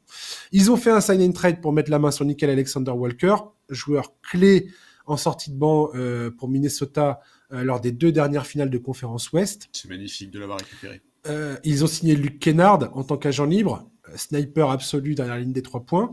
Il se murmure que Trae Young n'est pas au comble du bonheur parce qu'il n'a pas reçu un nouveau contrat de la part d'Atlanta, qui hésite à le payer comme un franchise player qu'il n'est pas, à mon sens. Je suis désolé. Avec un Zachary Rizaché qui rentre dans sa 2e année, un Jalen Johnson qui, je l'espère, sera en pleine possession de ses moyens et qui sera prêt à enchaîner avec la saison de zinzin qu'il a fait l'an dernier. Je veux croire que les Hawks ont une carte à jouer dans cette conférence Est, surtout qu'ils sont placés sous la tutelle de Quinn Snyder. La défense de l'équipe avec Dyson Daniels en tête de meute peut, à mon sens, permettre à cette équipe d'enchaîner les victoires, un peu ce que je viens de dire par rapport à Détroit. En saison régulière, quand tu as une bonne défense, c'est plus facile d'imaginer d'avoir des bons résultats. Encore faut-il trouver son identité offensive, qui va forcément se dérouler autour de Trae Young. Peut-être que vous me trouvez dur avec lui, avec Trae, quand je dis qu'il n'a pas les épaules du numéro 1, mais ça, je le pense sans aucune hésitation. Cependant, je persiste à dire que Trae Young est un meneur absolument génial, un créateur extraordinaire qui peut permettre à cette équipe d'atteindre cette dimension offensive nécessaire pour lui permettre de franchir un palier et de jouer les troubles faites au printemps prochain en play-off. J'aime cette équipe beaucoup. L'an dernier, c'est une des équipes que j'ai le plus regardé. Et très sincèrement, pour moi, c'est une des valeurs sûres du NBA League Pass parce que voilà, il y a énormément d'éléments qui font que je vais me brancher sur cette équipe. Elle est géniale, cette équipe. Je la trouve formidable. Écoute, je suis d'accord avec toi. Si t'avais pas pris les Hawks, je les aurais certainement pris aussi. Alors, je vais revenir sur ce que tu as dit sur Trae Young. Moi, oui, je trouve quand même que la saison dernière, alors c'est vrai qu'il a été très critiqué pour son leadership depuis son arrivée en NBA. Son attitude a clairement pas toujours été celle d'un leader. Et même dans le jeu, il était parfois un peu trop axé sur le fait de se mettre en avant plutôt que de rechercher l'efficacité. La saison dernière, moi j'ai trouvé qu'il avait un peu évolué sur ses éléments. J'ai un peu eu la sensation qu'il avait passé un cap en termes de maturité, dans son attitude, dans le jeu aussi. On en avait parlé, toi et moi, effectivement. C'est toi qui l'avais souligné d'ailleurs. En fait, je trouve que l'année dernière, il arrivait notamment mieux à contrôler certains matchs dans une équipe qui jouait vite, en transition. Il était moins scoreur, plus passeur. On a aussi eu, par exemple, les déclarations de Rizaché qui s'était exprimé sur son leadership en disant qu'il l'avait beaucoup aidé, qu'il était très bienveillant. Alors, certes, c'est très banal venant d'un rookie au sujet de son franchise player, mais bon, c'est quand même une critique qui a souvent été faite à Trae Young depuis son arrivée en NBA, donc je trouve ça bien de le signaler. Moi, j'ai hâte de voir ce que ça va donner. Je pense qu'il peut continuer à se régaler à la distribution. Je trouve que le recrutement est de qualité. Alexander Walker, pour moi, c'est un des joueurs peut-être les plus sous-estimés en NBA. C'est un mec que j'adore. Il y a beaucoup de talent dans cet effectif. Tu l'as dit, Jalen Johnson, Dyson Daniels, qui a été une des révélations la saison dernière. Rizaché, dont toi et moi sommes persuadés du potentiel et de la capacité à s'imposer en NBA. Bref, c'est une équipe qui est intrigante. Et c'est ce que je disais, tu vois, quand on parlait de Détroit. Pour moi, aujourd'hui, dans cette conférence Est, les Hawks, ils font partie de ce trio avec Orlando et Détroit. Ils sont peut-être un peu en retrait par rapport à ces deux-là, mais ils doivent être dans le top 5. Cette équipe d'Atlanta, elle doit viser le top 5 et je serais même pas si surpris que ça qu'ils arrivent à gratter une place dans le top 4 à l'Est en fonction des blessures qu'il peut y avoir à droite à gauche. Je pense que c'est pas impossible si eux sont un peu préservés par les pépins physiques, si des joueurs comme Jalen Johnson ou Dyson Daniels confirment toutes les promesses qu'ils ont montrées la saison dernière. Et ouais, voilà, voilà, moi je trouve vraiment qu'à l'Est, on a Cleveland et New York qui ont une certaine avance sur les autres, mais derrière, il y a un pool de 3 équipes qui pour moi, a vraiment une carte à jouer et qui peuvent créer la surprise. Et je veux absolument voir Atlanta à ce niveau-là, parce que ouais, cette équipe, elle est ultra fun à suivre. Et je pense vraiment que cette saison, ils peuvent passer un cap. Dans la hiérarchie, il y a Orlando qui arrive également dans le trio de tête. Ouais. À choisir, je mets Détroit avant Atlanta en termes de capacité à accrocher une 4e, 5e place à l'Est. En fait, c'est le sens du power ranking de la conférence Est qui a été publié par le site NBA.com il y a 2-3 jours là. C'est 1 Cleveland, 2 Knicks, 3 Orlando, 4 Détroit, 5 Atlanta. Mais pour moi, Atlanta est pas si loin et tu vois, je vais pas le souhaiter parce que ça me ferait mal au cœur, mais ça dépend de vous, ouais. Si Orlando ou Détroit ont 1 ou 2 pépins physiques importants et que Atlanta, eux, sont préservés, je serais vraiment pas surpris de voir les Hawks monter assez facilement. Quand t'as Kristaps Porzingis dans ton effectif, la probabilité que ce soit toi qui souffre d'une blessure, c'est plus... mais... La probabilité est autrement plus grande du côté d'Atlanta. Quand je dis souffrir d'une blessure, je parle de souffrir tu vois, quand un de tes 2-3 joueurs principaux souffre d'une blessure. Je pense qu'aujourd'hui, Kristaps, il est pas dans les... Ouais, quoi que si, peut-être, remarque, hein. Ouais, je sais pas. Kristaps, il n'est pas dans les plans d'avenir d'Atlanta. Son contrat, il sera évacué à la fin de la saison. Si le mec il veut re-signer pour pas cher, à mon avis, Atlanta pourrait lui offrir un autre contrat. Mais clairement, à la fin de la saison, il y a 30 millions qui disparaissent des comptes d'Atlanta et c'est exactement l'objectif, à mon sens. Mais attends, pour pas cher, tu sais que s'il fait une saison à peu près complète, enfin, s'il fait ne serait-ce qu'une 50aine de matchs, Kristaps, il va coûter cher. Hein. Mais je pense que Kristaps, si jamais il joue et qu'il est efficace, pour moi, il est transféré. Ok. Et Atlanta capitalise sur le fait de « Ah, regardez, Kristaps, il est en forme, prenez-le !» Ouais, mais c'est tout à fait possible, ce serait bien joué. Hein. Et s'il se pète complètement et qu'ils font chou blanc, c'est 30 millions qui disparaissent des comptes. Grosso modo, moi je trouve ça extrêmement pertinent en termes de oui, ils sont forcément de gestion de tes fonds. Quand je parlais de Trae Young tout à l'heure, c'est pour ça que je signale, Trae Young est un joueur absolument formidable. Formidable. Vous m'entendez tous ? Absolument formidable. Ce que je dis, c'est que je ne pense pas que tu puisses décemment viser le titre si Trae Young avale plus de 30% de ton salary cap et qu'il est payé comme ton numéro 1. C'est simple. Et je pense que Trae Young, le jour où il réalisera que c'est pas forcément un numéro 1 et qu'il devrait plutôt aider au fait que il est qui se positionne en numéro 2 et que quelqu'un d'autre se pointe à ses côtés, ce qui est pas simple parce que les Hawks c'est pas une destination pour les agents libres, donc la probabilité que ça arrive elle est quand même maigrichonne. Voilà, moi c'est tout ce que je dis. Je pense pas que Trae Young ça soit un joueur qui te permette de, enfin, qui doit être payé comme un numéro 1 et je comprends qu'Atlanta soit là à freiner des pieds pour ne pas payer ce mec-là une somme faramineuse. Je pense qu'ils ont des ambitions et c'est tant mieux. Si t'es fan des Hawks, tu dois être content. Je sais bien qu'il y a un lien toujours intime avec un joueur comme ça que tu vois évoluer depuis des années, dans lequel tu as cru probablement. Ouais, et puis qui t'a parce que t'as eu des résultats. Voilà, t'as fait une finale de conf en 2021. C'est quand même magnifique, quoi. Mais je pense que c'est le plafond pour Trae Young en l'état, très sincèrement. À moins qu'après, Jalen Johnson devienne ce numéro 1 naturellement. Maintenant, est-ce qu'il est dans la même temporalité que Trae Young ? Je ne sais pas. Et c'est pour ça que je me dis également qu'un transfert de Trae Young, à un moment ou à un autre, il sera envisagé. À mon avis, ils ont déjà fait un sondage auprès des general managers adverses pour savoir aujourd'hui qu'est-ce que je récupère pour Trae Young, quoi. Ouais, moi je pense vraiment que en fonction du visage qu'il va montrer cette saison, tu vois, et si il continue dans l'évolution qu'on a, enfin en tout cas que moi j'ai eu l'impression de voir la saison dernière, je pense que ça sera beaucoup moins un problème. Il a une player option pour la saison pro. Enfin, là, cette année, il est payé à peu près proche des 46 millions. Il a une player option à quasiment 49 pour la saison 2026-2027. Ouais. Donc, grosso modo, ça va se jouer à la fin de l'année, quoi. Là, il y a une année tranquille où ce groupe peut montrer ce dont il est capable. Et il n'y a pas de pressing, il n'y a pas de pressing tout terrain à avoir concernant Trae Young aujourd'hui. Voilà. Non, et puis tu vois, si Atlanta finit dans le top 4-5 à l'Est, tout à fait. Ça va être difficile de pas lui filer une prolongation. Hein. Ah, mais je suis absolument d'accord. J'ai pas de problème sur la prolongation, j'aurais un problème sur le montant de la prolongation. Oui, oui. C'est très différent. Oui, mais quand je dis prolongation, tu vois ce que je veux dire. C'est clair qu'il va non, pas. Bien sûr. Mais toi, tu donnes le super max à Trae Young, sincèrement? En fonction de la saison qu'il fait, je peux l'envisager, mais. D'accord. Mais j'attends clairement de voir la saison. J'attends clairement de voir la saison qu'il fait. Ouais.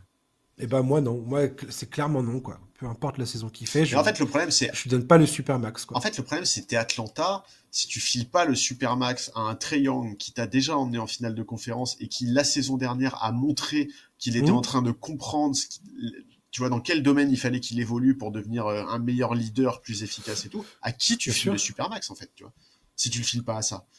Enfin, non mais clairement après tu repars sur une tu repars sur autre chose, tout simplement, effectivement. Ouais.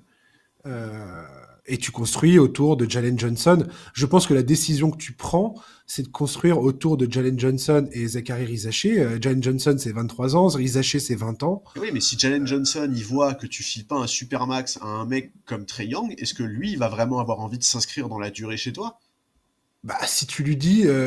parce que dans la hiérarchie, Jalen Johnson devient tout d'un coup ton numéro 1. Oui, d'accord, mais un numéro 1 à qui tu fileras peut-être pas un supermax, vu que tu l'as pas filé quelques mois avant à Trae Young, tu vois. Mais ils l'ont re-signé jusqu'en 2029 à 30 millions chaque année. Donc pour l'instant, il est sous contrat, ils sont tranquilles. Hein. Oui, pour le moment, oui, c'est vrai.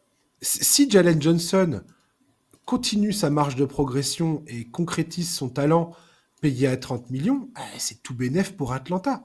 Et derrière, ils peuvent vendre à Jalen Johnson, écoute, on va transformer Trae Young en pic de draft et en jeune talent, ou je ne sais pas ce qu'ils peuvent récupérer pour Trae Young décemment. Mais c'est là où le boulot de front office sera déterminant. C'est quel genre de coup, entre guillemets, tu peux réaliser dans le transfert de Trae Young, quoi. Ouais. Et qu'on se comprenne bien. Cette équipe d'Atlanta, je la kiffe parce qu'il y a Trae Young dedans. Non, tu détestes Trae Young, on a bien compris. Que je sois clair sur ce sujet-là. Ce que je veux dire, c'est que Trae Young et les Hawks, aujourd'hui, sont rendus, à mon sens, à la croisée des chemins. À la fin de la saison, ça sera le cas, c'est sûr et certain. Oui, ça c'est sûr. Et, oui, je suis et qu'il y aura des décisions à prendre de chaque côté. Qu'est-ce qu'on fait aujourd'hui ? Les Hawks, qu'est-ce qu'on donne comme argent dans la négociation avec Trae Young, et Trae Young de dire est-ce que je prends cet argent-là ou est-ce que je suis persuadé de pouvoir toucher mieux ailleurs. Voilà. C'est assez classique finalement dans l'histoire des franchises, quoi. Ta dernière équipe, Charlie. Alors en préambule, je vais préciser que j'ai pas choisi cette équipe parce que je pense qu'elle va se mêler à la lutte pour le titre. Parce que je t'ai forcé, c'est ça que t'es en train de dire. Non, pas du tout. Je t'ai menacé. Je pense même pas qu'elle sera en playoff et je suis pas non plus fan du jeu qu'elle pratique. En gros, j'ai pris une équipe horrible. Non, je rigole. Ma dernière équipe, moi, c'est les Wizards et je les ai choisis. T'as pris une équipe reconstruction. Ouais, en fait, je pense qu'on banalise un peu trop le fait d'avoir 2 Français titulaires dans une même équipe NBA en France. C'est un truc dont j'ai l'impression dont on parle absolument jamais. Le chauvin. Mais attends, mais tu te rends compte, 2 Français titulaires dans une équipe NBA, oui, c'est pas arrivé depuis quand? Et quand je dis titulaire, je te dis pas titulaire sur un match ou deux, hein, je te dis en théorie, ils sont titulaires toute la saison.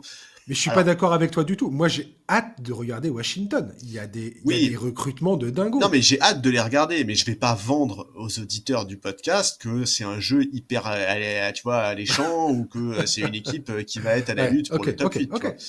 Mais alors bon, évidemment, pour revenir sur ce que je disais, Koulibaly sera pas titulaire sur ce début de saison à cause de sa blessure au pouce qui l'avait handicapé pendant l'Eurobasket, mais d'après les déclarations du general manager, il va pas rater beaucoup. Je crois que ça parlait d'1 ou 2 semaines de saison régulière. Donc ouais, je vais regarder les Wizards parce que je crois sincèrement que Sarr et Koulibaly sont deux pièces majeures de la nouvelle génération française, et je pense vraiment que l'avenir de l'équipe de France passe notamment par leur progression. Alors oui, je sais, la tête d'affiche de l'équipe de France pour les décennies à venir, c'est Wembanyama, mais si on veut voir une équipe de France compétitive dans les années qui viennent, capable de se battre pour la victoire dans des Coupes du Monde, dans des Jeux Olympiques, etc., il faut un groupe compétitif, il ne faut pas juste un Wembanyama compétitif. Écoute, Alexandre Sarr, il a fait une saison rookie extrêmement intéressante. Il a d'ailleurs été élu dans le meilleur 5 des rookies. J'ai vraiment aimé ce qu'il a fait. Il a su corriger le tir après des débuts compliqués, notamment en termes d'adresse. Oui, après le All-Star Game, il avait des chiffres en constante progression et très très solides. Sur le segment post-All-Star Game de la saison régulière, il tourne à 16 points de moyenne.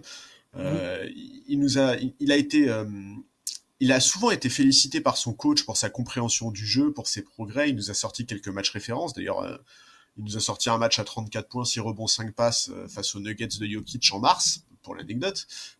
Défensivement, il peut déjà apporter énormément. Offensivement, il progresse très rapidement. Bref, moi, je crois vraiment en lui. J'étais très déçu qu'il se blesse pendant l'Eurobasket parce que j'avais envie de le voir avec cette équipe de France. Et Bilal Koulibaly, c'est un profil que j'adore. On a déjà vu dans son début de carrière NBA ce qu'il pouvait amener. Je pense notamment à son début de saison dernière où il faisait vraiment très plaisir à voir avant de s'effondrer un peu. Mais c'est vrai qu'en début de saison, on se sentait hyper en confiance. Il a fait des matchs où il tutoyait les 30 points, etc., etc. Mais voilà, la saison dernière des Wizards, c'était un bordel dans le jeu. Je vais pas te mentir, je suis pas mécontent que Jordan Poole soit plus là. C'est quand même pas le chef d'orchestre le plus altruiste qui soit, et il a un côté coffre à ballon qui m'a souvent irrité quand j'avais envie de voir Koulibaly. Voilà, je pense qu'il est. En fait, je trouve qu'il est dans une situation intéressante, Koulibaly, parce que il est pas du tout sur une trajectoire ascendante. Ces derniers mois, entre l'évolution de sa saison dernière et son Eurobasket, où il s'est vraiment loupé, alors certes, on sait qu'il était blessé, mais quand même, il est dans sa 3e saison NBA, l'effectif est, je trouve, mieux foutu que les saisons précédentes, avec des vétérans qui sont, je trouve, très bien choisis. J'ai envie de le voir inverser la tendance, et je pense que c'est extrêmement important qu'il le fasse, parce que pour moi, cette saison, il doit vraiment montrer qu'il est une pièce centrale du projet des Wizards.